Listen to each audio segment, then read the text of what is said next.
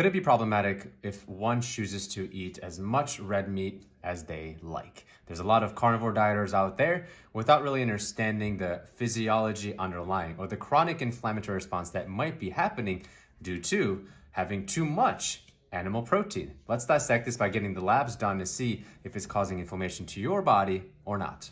Now, there's a lab marker that you should draw with your primary doctor, whoever you're seeing, every single time you get blood work, especially if you have any heart-related concerns. This marker is called ferritin. Now, ferritin is iron storage. And if we have too much heme iron consumption, which is primarily going to come from animal proteins like red meat, high ferritin levels always show up in individuals that have high inflammation markers, stress to their heart, stress to their kidneys, stress to the liver. So you have to be very careful if you have no limits on how much red meat you eat, especially if ferritin is anywhere over 250, closer to 300. I just had a patient with levels over 300, and her doctor really didn't know how to guide her nutrition accordingly.